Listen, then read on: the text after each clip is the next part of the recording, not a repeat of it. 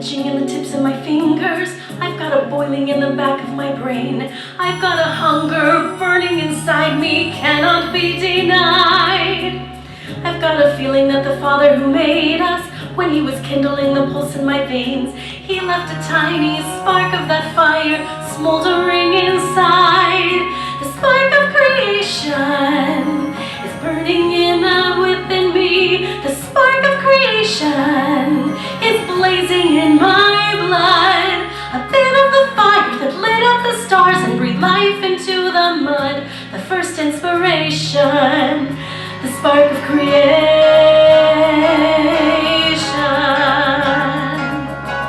I see a mountain and I want to climb it. I see a river and I want to leave shore. Where there was some nothing, let there be something, something made by me.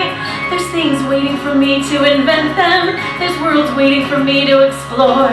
I am an echo of the eternal cry of let there be. A spark of creation is burning bright within me.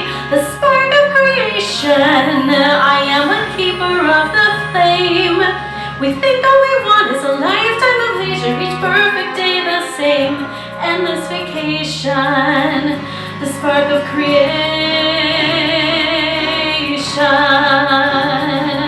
the spark of creation, may it burn forever, the spark of creation, I am a keeper of the flame.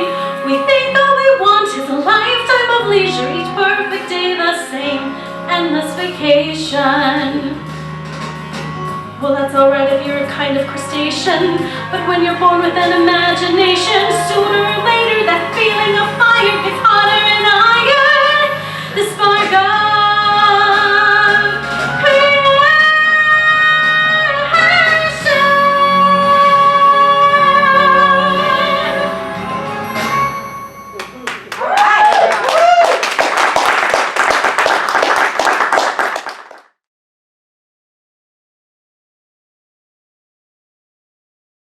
Fire in the belly.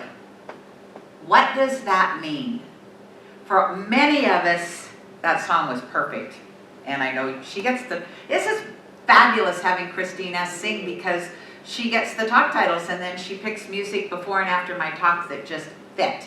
So that's exciting. Ernest Holmes talks about having the fire in your belly when you pray. Really knowing, he talks about the first two steps of prayer, which are the recognition that God is and the realization that you are part of that. And you don't move from those two first steps of prayer until you actually feel a shift, a connection, that spark, that fire that Christine S. was singing about, that B was reading about from Ernest Holmes. And so it's a passion. However, I think some of us, many of us, I'm not going to say all because that's not everybody. Most of us, I think, we are so busy looking around the world for what is our purpose. What is my purpose? And it stops people short, in my opinion, when they are so busy looking for their purpose. They are forgetting to live their life. So what if your purpose was to be happy? What if your purpose was to be kind? Can you think of any job that you may hold or any deed that you may do that wouldn't make a difference in the world if you brought happiness and kindness to those activities? All of them. Because truly, I think that is our purpose. It is nice to have money. It is nice to have friends. More important to have friends than money. It is nice to be, thinner than I was 2 months ago. All of that is nice. None of that means that I'm happy. Happiness is something like everything else that we talk about here. It's an inside-out job. It is not something that I can give you. I can make you miserable. Can't do that either, actually. I'll change that.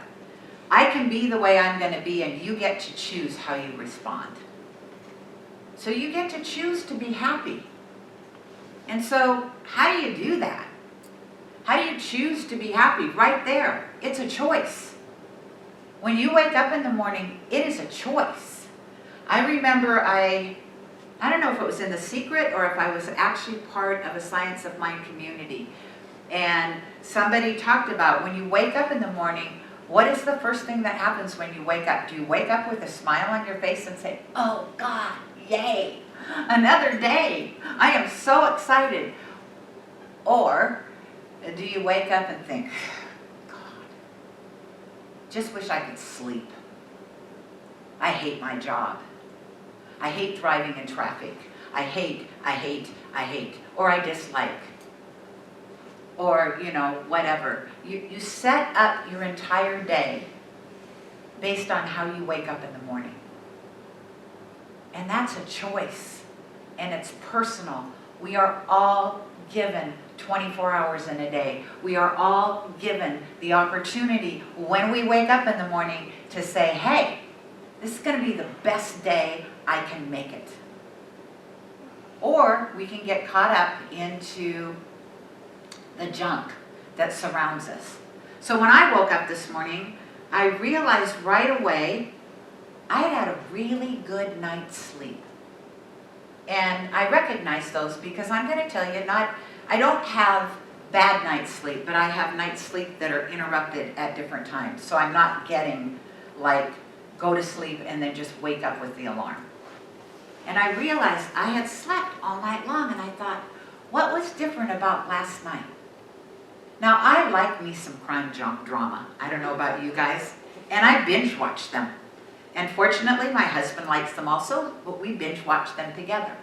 However, it's probably not a good idea to watch crime dramas right before you go to bed. And last night, we had found a PBS special about music. It's an 8-part series, and we had watched that. It was the last one. And then right after that was over, the Prince special, the Grammy special for Prince, was on, and it was 3 hours long, I think. I think it started at 7. I got to bed at 10:15, which is late for me on a Saturday night. I like to go to bed at 9. I want my little beauty sleep before I get up here and talk to you guys.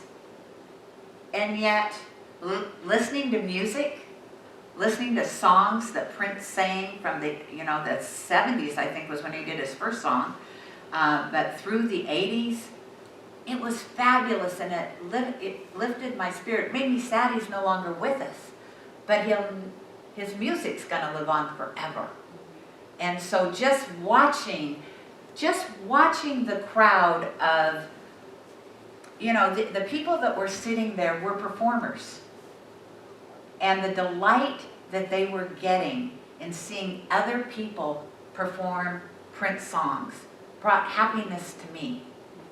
It made me happy. I went to bed happy. So guess what? I woke up happy.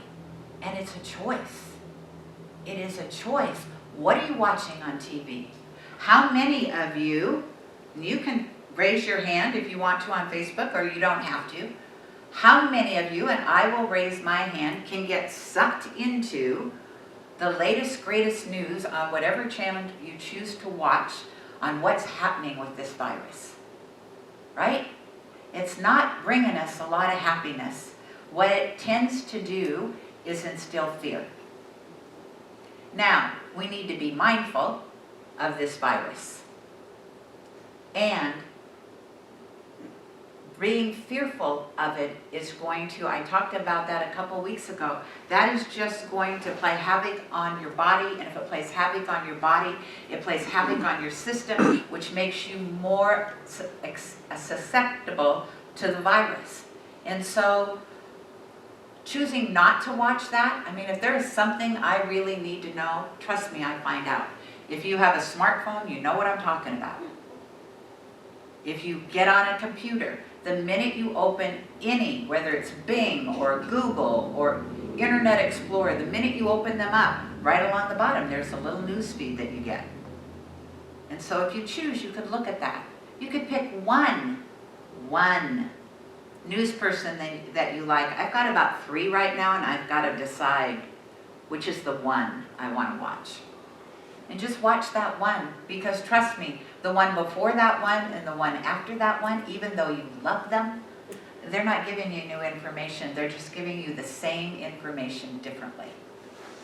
And you're feeding yourself full of news about a virus that you can't control. You can do things to protect yourself. You can't control what's going on with the virus. And so just be wise to understand that you're responsible for your happiness, so you're responsible of what you feed your soul with. I have a friend who yesterday started to watch Forks Over Knives, and I said, be careful, because I watched that, and it's not a happy movie. It's intelligently done, and I became vegan for a while and then decided can't go there. And then she found something that she said, now I'm watching this, and her whole entire mood changed because it was uplifting. So what if instead of watching 4 hours of news, if you really think you need the news, you watched 1 hour of news, and since you're already watching something anyway, replace the other 3 with something uplifting. Everybody is online right now. You can find, even a lot of them were online before, but everybody is online right now. You can find lots of things that feed your soul. Because remember, in Bee's reading, Ernest Holmes talked about our thought is creating all the time. And so if you're in worry or doubt or fear, that's what you're creating around you. That is what the universe, the people you associate with, the people you come in contact with, that's what they're feeding you. Because you have set yourself up to accept it. And so just to, you don't have to be a Pollyanna, or maybe you do, I don't know. Some people think I am, and I'm okay with that. I think that we need to quit feeding the beast.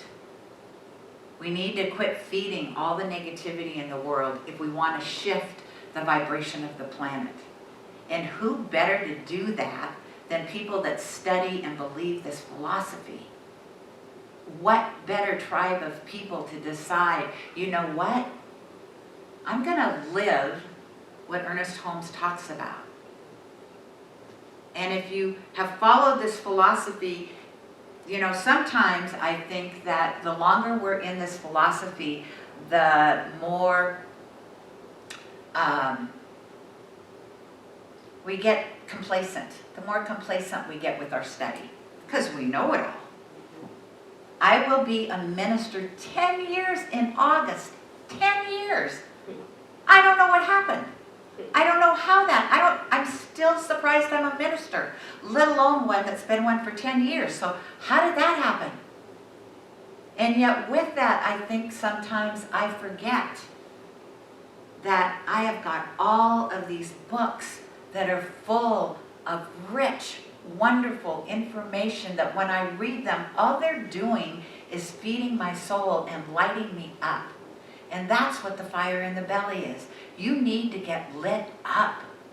And you can't get lit up if you're going to get pulled down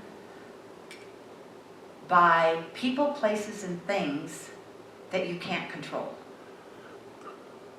You're going to listen to the latest whatever that has nothing to do really with your reality, nor can you change it. And yet it is playing on your emotions. And so I invite you, a day at a time, if you will. But starting today, so if you've already done your hour of news, you're done. Just practice. Do 24 hours. Don't watch the news before you go to bed. Pick an hour. If you really think you need to watch the news, pick an hour and watch it, and then read or watch something else. 24 hours, and see if tomorrow you don't wake up a little bit lighter in your heart, a little bit more loving, a little bit kinder.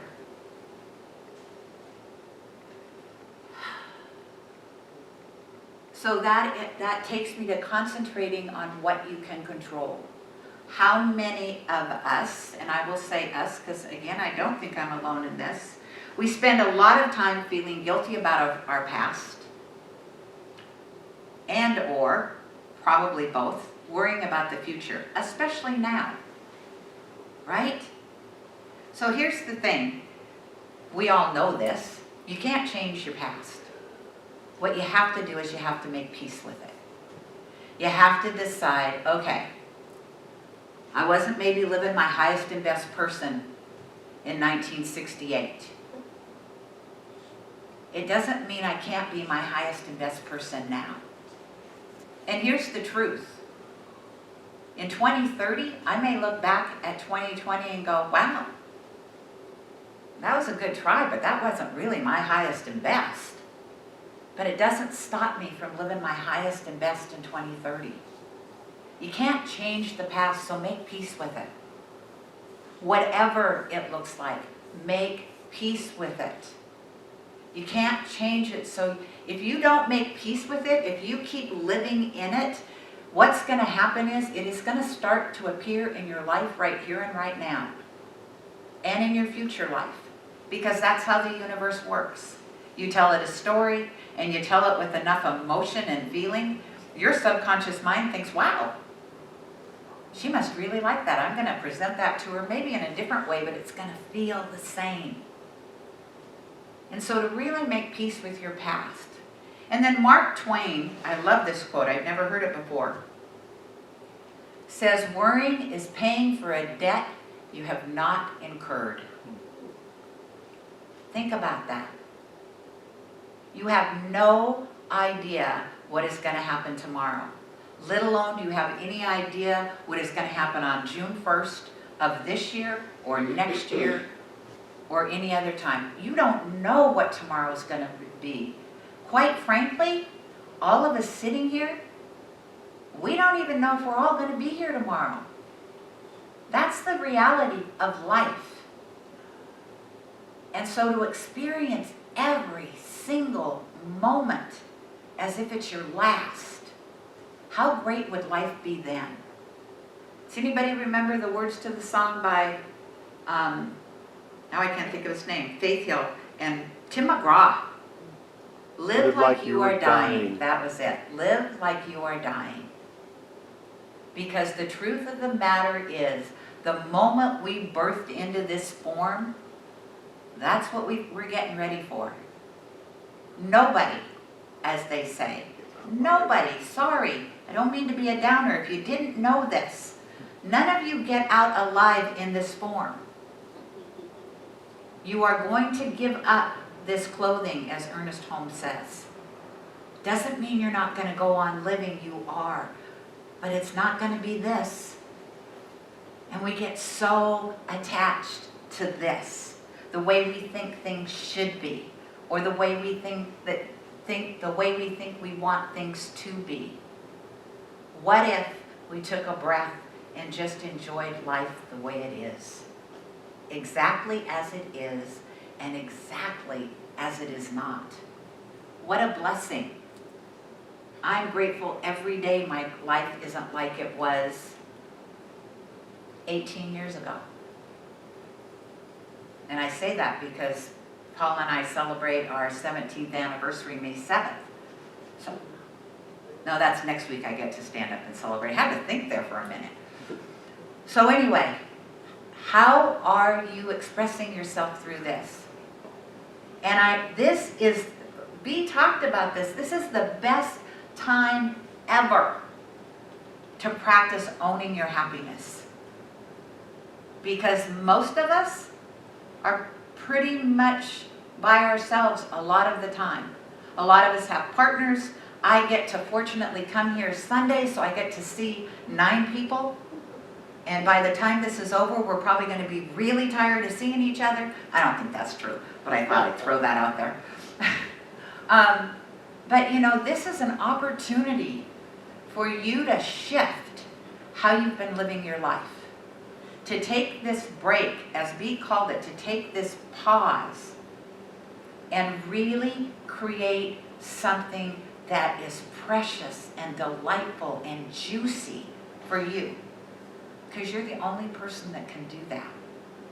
And it is amazing to me because I have cheater things now that I do because I'm talking to a camera. And so I really don't have to focus on or remember what I wanted to talk about. And so I made these little cheater sheets over there. And then when Bee was talking and Christy Ness did her song, I went, I could go rip those down because that's not even close to what I want to talk about.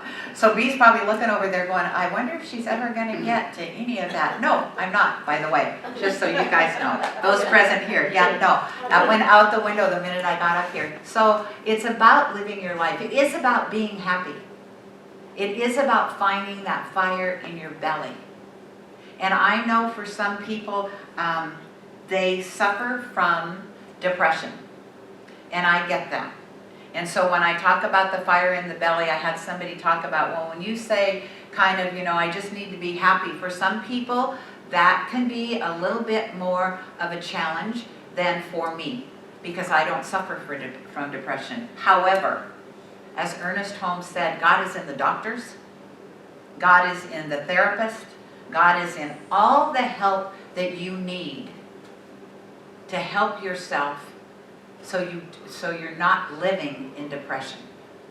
So yes, you may have depression, and my heart goes out to you. And there are things that you can do and choices that you can make for yourself to decide, I'm going to take control of this because I'm going to take control of my life.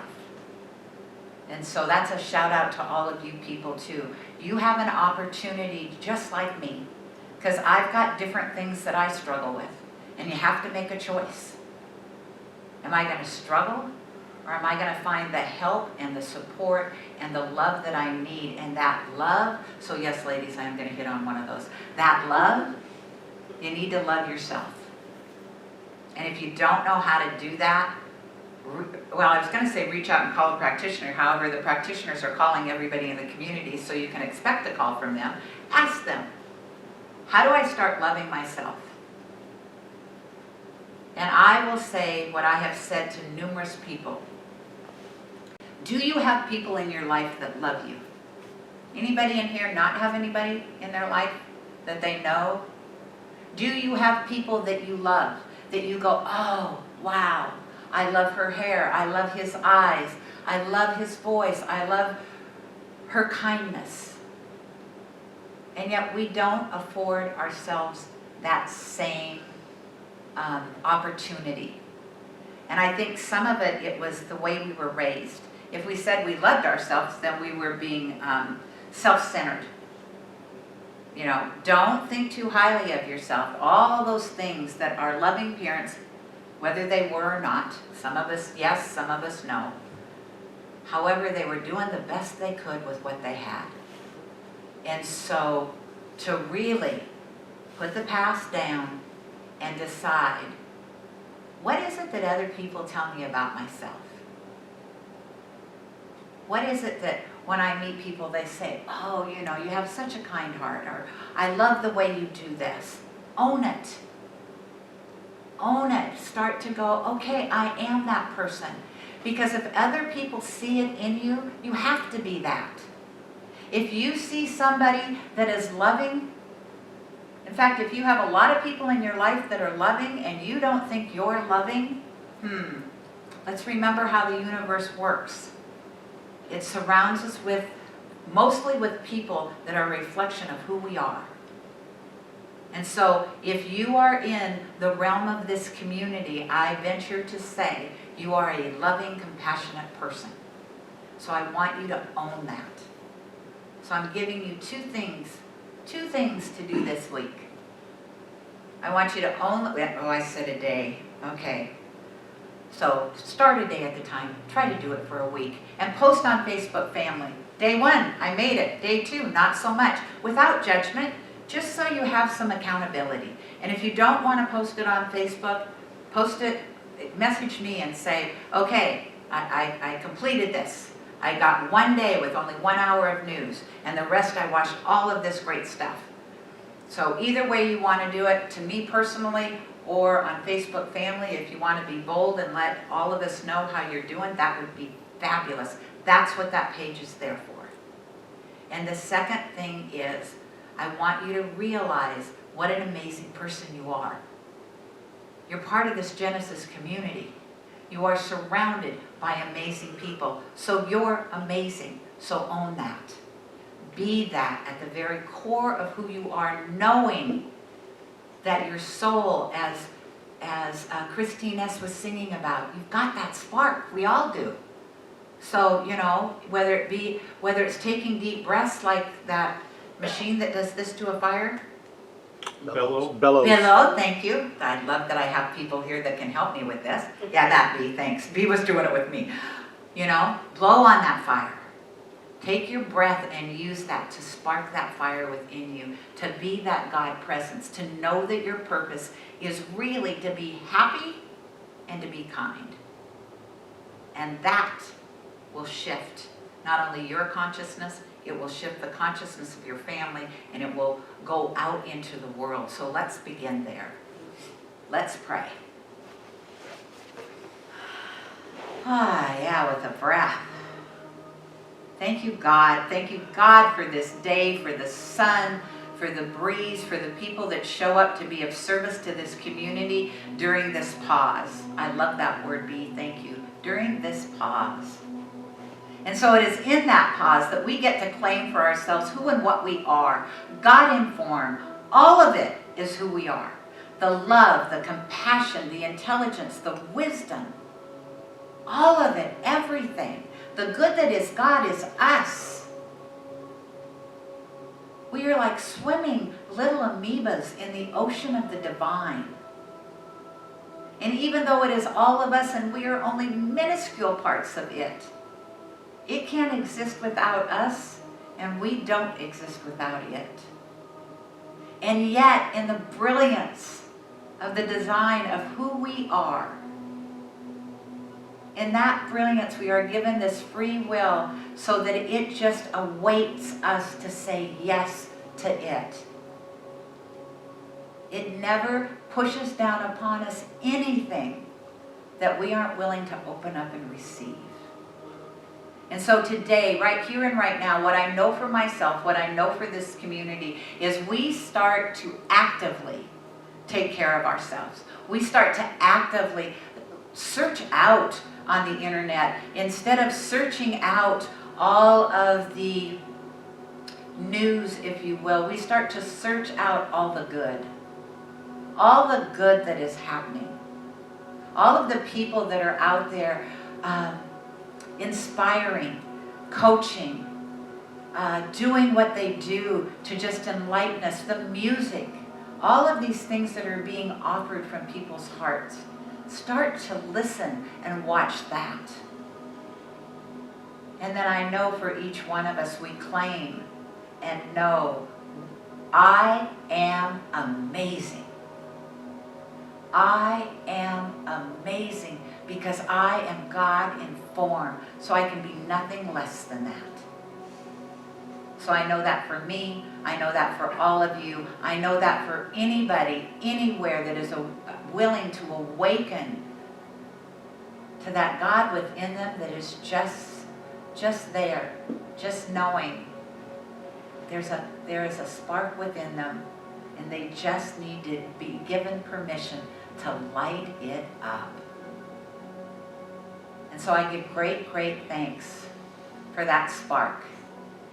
Whether it's a matchstick, whether it's a bonfire, whether it's one person billowing another, that spark is starting to blaze. And as it blazes, this community just starts to really own who we are. We are Genesis. We are a community of love and compassion and kindness. So I release all of these words. I know that as they were spoken, they came from down on high through me to be experienced as a word out into the universe. They settle into the law of God. And what God does, like it always does, it says yes.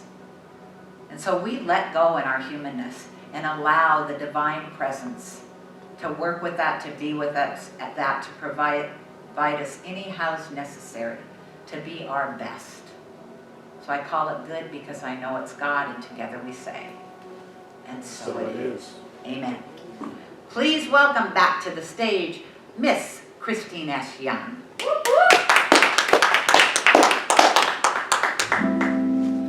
Afraid of the spotlight, afraid to climb too high, afraid to fall too far, afraid to even try. Told to stay grounded, told to stay where you're secure. Afraid of what others think if you admit you long for more.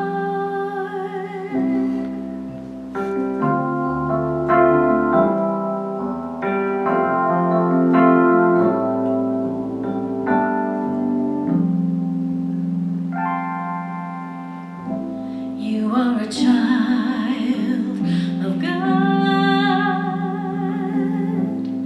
Playing small does not serve the world. When you shine your light, you lead the way for others to come out and play.